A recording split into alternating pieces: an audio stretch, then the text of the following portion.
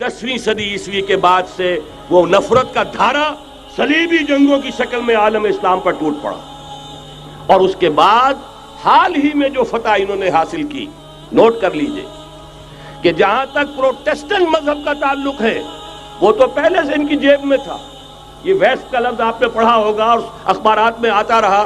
खलीज की जंग के दौरान वेस्ट एक तो कहते हैं ये भीड़ जो काट जाती है, मुंह सूज जाता है, एक वेस्ट मुखफ़फ़ है। व्हाइट एंग्लो सेक्सन प्रोटेस्टेंट्स, सबसे पहले यहूद ने उन्हें शिकार किया, अपना आलाकार बनाया। यही वजह है, आपको मालूम है 1917 में अंग्रेजों के जरिए से उन्हें यह इजाजत मिली कि फिलिस्तीन में जमीनें भी खरीद सकते हैं, जायदादें भी खरीद सकते हैं। बालफोर डिक्लेरेशन, इंग्लिस्तान का वजीर खारजा था जिसने कि ये इजाजत दिलवाई है।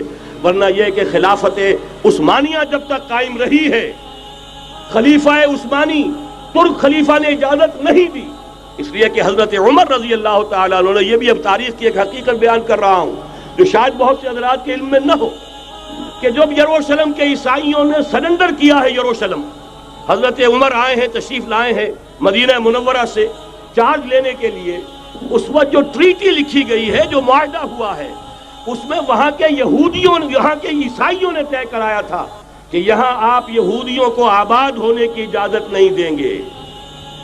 यहूदी आ सकता है, ज़ियारत कर सकता है, अपने मकामात मुक़द्दसा को आकर देख सकता है, यहाँ आबाद नहीं हो सकता।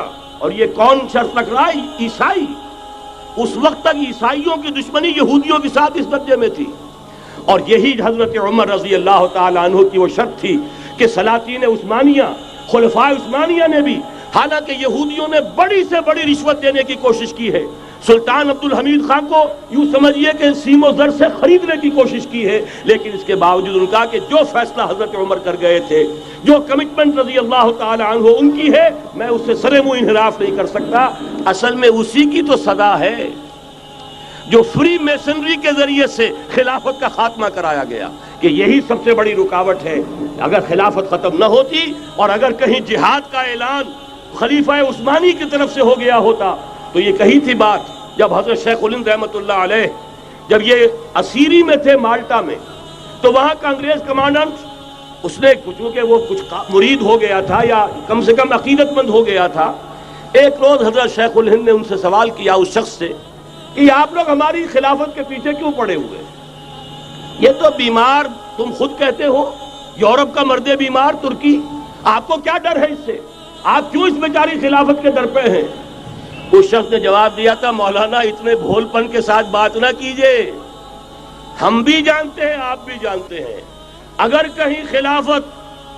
कहीं खिलाफत उस्मानिया की तरफ से जिहाद का ऐलान हो गया तो पूरे आलम इस्लाम से लाखों मुसलमान अपने सरों से कफन बांध कर निकल आएंगे। आज इस गए गुजरे दौर में भी इस कमजोर और यूं समझिए कि नाम नेहाद खिलाफत के अंदर इतनी जान है, इतनी ताकत, लिहाजा उसको खत्म किया गया। और खत्म कराया गया किन के जरिए से? वो जो मुसलमान कहलाते हैं थे फ्री मेसन, मुस्तफा कमाल पाशा फ्री मेसन, और उसके जरिए से इन्होंने सारे काम जो करवाए वो दर हकीकत अपनी साजिशों के जरिए से और मुसलमानों को इस्तेमाल करके करवाए। बहरहाल बात लंबी हो रही है।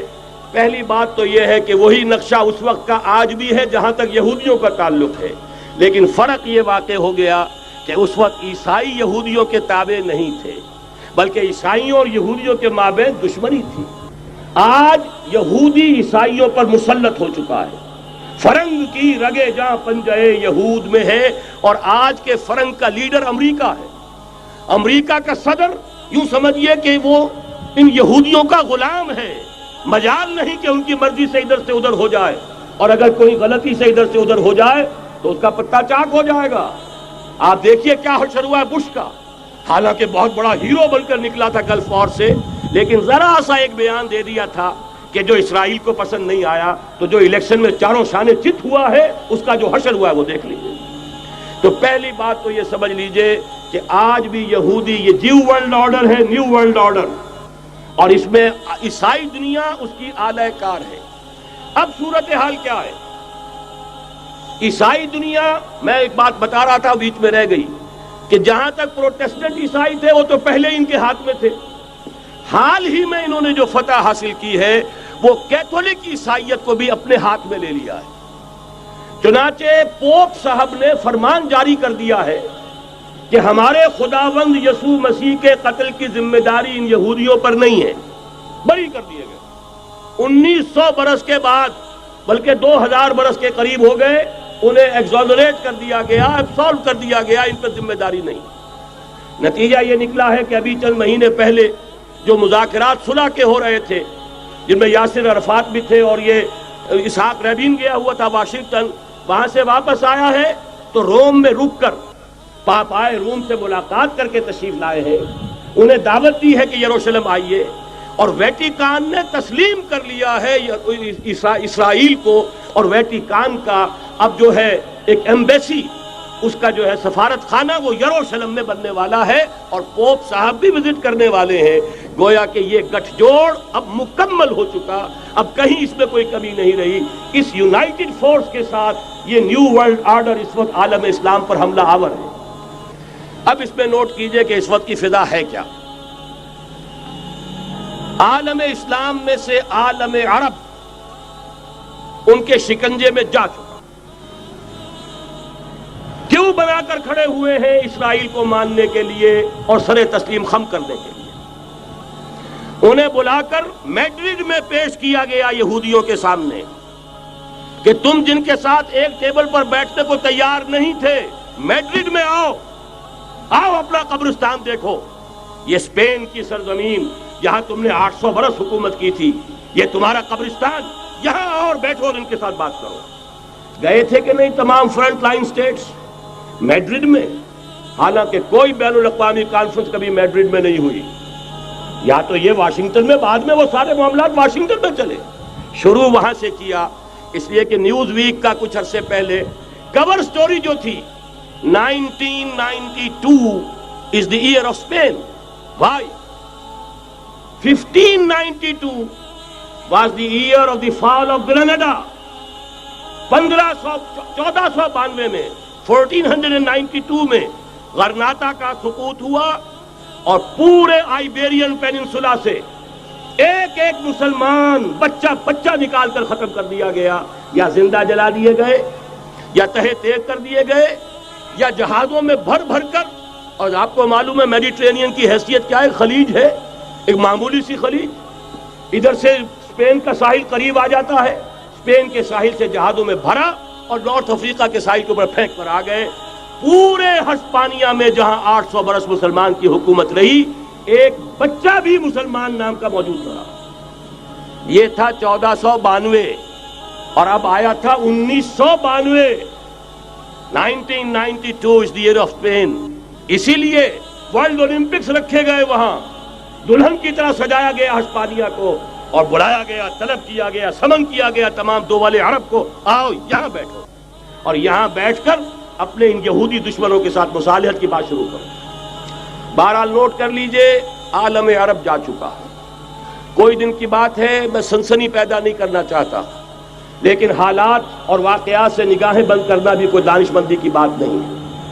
یہ ایودھیا کی مسجد شہید کی گئی، ابھی یہ ایک بہت بڑا مزار جو ہے شہید کیا گیا، اور اس کے ساتھ کئی مسجدیں شہید کی گئی۔ یہ سب کیا ہے؟ یہ مسلمانوں کی نفس دیکھی جا رہی ہے کہ کوئی غیرت اور حمیت نام کی کوئی شے باقی ہے۔ جیسے علامہ اقبال نے وہ نظم لکھی تھی، عبد القادر روہیلا بڑا ظالم جفاجو کینہ پرور تھا، لیکن یہ کہ اس نے جو ایک ٹیسٹ لیا تھا کہ وہ جو عورتیں ہیں تیموری خاندان کی، ان میں کوئی رمق رہ گئی ہے؟ معلوم ہوا کہ نہیں، کہ غیرت نام تھا جس کا گئی تیمور کے گھر سے، ختم، غیرت نکل گئی۔ اسی طرح ایودھیا کی مسجد، اب چرار شریف، اور یہ کوئی دن کی بات ہے کہ اب مسجد اقصیٰ کا نمبر آیا کہ آیا، اس کے لیے پوری تیاریاں ہو چکی ہیں۔ یروشلم کا مشرقی حصہ خالی کرایا جا چکا ہے، اس کے اندر اب پورا تسلط یہودی کر رہے ہیں، یہاں تک کہ اب کے یاسر عرفات صاحب نے بھی کچھ نہ کچھ جو ہے احتجاج کی بات کی ہے، حالانکہ اب تک ہر بات مان کر منقار زیر پر تھا، لیکن یہ کہ ایک وقت آتا ہے آخر کار اسے بھی کچھ بولنا پڑ گیا ہے۔ لیکن یہودی اب پیچھے قدم ہٹانے والا نہیں ہے۔ ان کا تھرڈ ٹیمپل، تیسری مرتبہ ہیکل سلیمانی تعمیر ہونا ہے، نوٹ کر لیجئے، ان کے لیے وہ وہی کچھ ہے جو ہمارے لیے کعبہ ہے.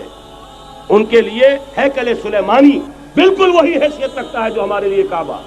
وہ ہیکل سلیمانی ایک مرتبہ پہلے نبوکدنضر کے ہاتھوں مسمار ہوا، پھر سن 70 عیسوی میں ٹائٹس کے ہاتھوں مسمار ہوا. سن 70 کے بعد آج 1995 میں کتنے برس ہو گئے؟ پورے 1925 برس ہو گئے کہ ان کا کعبہ زمین بوس پڑا ہوا ہے. اب تک تو ان کا بس نہیں تھا، اب تو بس ہے کہ نہیں؟ اب ان کی حکومت ہے کہ نہیں؟ اب شاہ حسن ہو چاہے شاہ حسین، ان کے نوکر اور چاکر ہیں یا نہیں؟ اب انہیں ڈر کس کا ہے؟ لہذا کوئی دن کی بات ہے مسجد اقصی شہید ہوگی اور ٹیمپل کی تعمیر شروع ہوگی. یہ تو بہرحال ایک نقشہ ہے. اگلا نقشہ آپ کو بتانا چاہتا ہوں، ایک دوسری تصویر ہے. یہ تصویر ہے زمینی، ایک تصویر ہے آسمانی. وَمَكَرُوا وَمَكَرَ اللَّهُ وَاللَّهُ خَيْرُ الْمَاكِرِينَ. انہوں نے اپنی سی تدبیریں کی، اللہ نے اپنی تدبیر کی، اور ظاہر بات ہے اللہ کی تدبیر سے بہتر تدبیر کس کی ہوگی؟ چنانچہ یہودیوں کی سازشیں اس وقت بھی ناکام ہوئی تھی یا نہیں؟ ظاہر بات ہے جاء الحق وزهق الباطل ان الباطل کان زهوقا. لہذا یہ آیتیں دونوں اعلان کر رہی ہیں کہ یہودیوں کی سازشیں بالآخر ناکام ہوں گی اور دین حق کا بول بالا ہو کر رہے گا. یہ تو ان آیتوں سے ظاہر ہے. یریدون لیطفئوا نور اللہ بافواہہم واللہ متم نورہ ولو کرہ الکافرون. یریدون ان یطفئوا نور اللہ بافواہہم ویابى اللہ الا یتم نورہ ولو کرہ الکافرون. هو الذی ارسل رسولہ بالہدى ودین الحق لیظہرہ علی الدین کلہ ولو کرہ المشرکون. اللہ نے تو بھیجا ہی ہے اپنے رسول کو اس فیصلے کے ساتھ اور یہ ذمہ داری اور مشن دے کر کہ جو دین حق آپ کو دے کر بھیجا جا رہا ہے اسے غالب کیجئے، نافذ کیجئے، قائم کیجئے. اس مشن کے ساتھ بھیجا جا رہا ہے اور وہ بہرحال آیا جاء الحق وزهق الباطل ان الباطل کان زهوقا. لیکن نوٹ کرنے کی بات یہ ہے، ذرا یہاں تھوڑا سا تحمل کے ساتھ غور کیجئے گا، کہیں میرے خلاف کوئی فتویٰ دینا شروع کر دیں. کیا حضور کا مقصد بعثت اس وقت مکمل ہو گیا تھا؟ ایک درجے میں ہو گیا کہ جزیرہ نماء عرب پر اللہ کے نور کا بھی اتمام ہو گیا، اللہ کا دین بھی غالب ہو گیا. ہو گیا کہ نہیں ہو گیا؟ لیکن کیا محمد الرسول اللہ صرف عرب کے لیے بھیجے گئے تھے؟ قرآن کہتا ہے ببانگ دہل وما ارسلناک الا کافۃ للناس بشیرا ونذیرا. اے محمد صلی اللہ علیہ وسلم، ہم نے نہیں بھیجا ہے آپ کو مگر پوری نوع انسانی کے لیے بشیر اور نذیر بنا کر. تو جان لیجئے کہ یہ مقصد بعثت محمدی صلی اللہ علیہ وسلم بتمام و کمال اس وقت پورا ہوگا جب کل عالم انسانیت پر، کل روئے ارضی پر اللہ کا دین اسی طرح غالب ہو جائے گا جس طرح کہ محمد رسول اللہ والذین معہ صلی اللہ علیہ وسلم ورضی اللہ تعالی عنہم اجمعین، ان کے ہاتھوں سے، ان کے ایثار سے، ان کی قربانیوں سے، جن کا نقشہ آپ کے سامنے مولانا کھینچ چکے ہیں، ان کے اثار، ان کی قربانیاں، ان کی محنت، ان کی جفاکشی، ان کی سرفروشی، ان کے جان تن من دھن لگا دینے کے نتیجے میں جیسے اس وقت غالب ہوا تھا کل روئے ارضی پر غالب ہوگا، تب کہیں جا کر مقصد بعثت محمدی مکمل ہوگا. یہی وجہ ہے اقبال نے کہا تھا وقت فرصت ہے کہاں، کام ابھی باقی ہے، نور توحید کا اتمام ابھی باقی ہے. لیکن ساتھ ہی خوشخبری بھی دی تھی، یہ چمن معمور ہوگا نغمہ توحید سے. آئے گا وہ دور، یہ چمن معمور ہوگا نغمہ توحید سے، لازماً آ کر رہے گا. Thanks for watching. Don't forget to like, comment, share and subscribe to